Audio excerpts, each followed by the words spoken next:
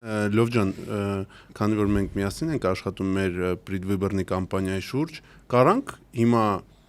փաստացի ասենք, որ ուժեղ Հայաստանում չի լինի անբավարարված կին։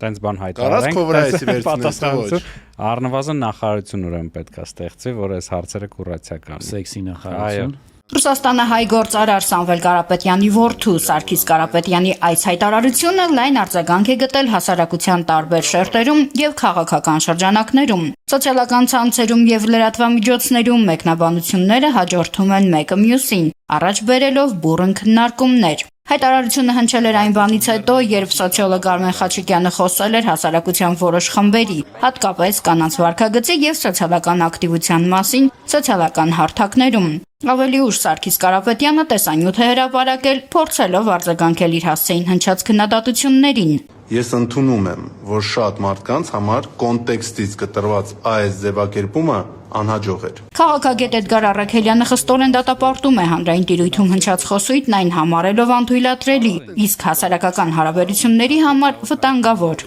Նրա համոզմամբ հանրային քաղաքական դաշտում հայտնվող անձինք պարտավոր են գիտակցել իրենց խոսքի հետևանքներն ու կրել պատասխանատվություն։ Փոխարենը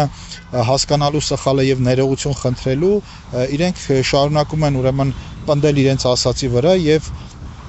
նույնիսկ երբեմն հոխորտալ։ Առաքելյանի խոսքով խնդիրը միայն կոնկրետ արտահայտությունները չեն, այլ այն արժեհամակարգը, որից դրանք բխում են։ Կյանքը ցույց է տալիս, որ իրենք շատ հեռու են այդ ազգայինից ու իրենց կենցաղով, միգուցե նույնիսկ իրենց առօրյայով, ապրելակերպով, մտածելակերպով, խոսքով իրենք ըստ էության օտար են եւ Հայաստանի հետ շատ քիչ առնչություններ ունեն։ Նա նշում է, որ քաղաքական կյանք մուտք գործել ցանկացող անձ պարտավոր է ճանաչել Հայաստանի հասարակությունը, ոչ միայն մակերեսորեն, այլ նաև բարոյական ու արժեքային խորքային մակարդակով։ Նման խոսքերը պատահական չի ասված, քանի որ հենց իրենց տրամաբանությամբ կամ իրենք հենց այդպես են մոտենում Հայաստանին, իրենք հենց այդպես են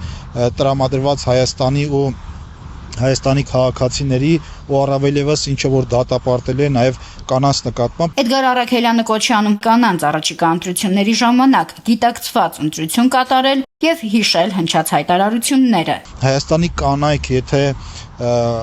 առաջիկա ընտրություններում ձայն կտան Սամվել Կարապետյանին եւ նրանց թիմին, ապա թող լավ հիշեն այս խոսքերը եւ մեծ առումով, եթե ձայն կտան, ապա կարդարացնեն նաեւ նման խոսույթը նաեւ հենց իրենց անձի նկատմամբ։ Քաղաքագետի գնահատմամբ հարցը միայն քաղաքական կամ բարոյական չէ, այլ կարող է ունենալ նաեւ իրավական հետևանքներ գործող օրենսդրության շրջանակում։ Նարինե Ղուկասյան, Մանուել Ստեփանյան, Ռադար Արմենիա։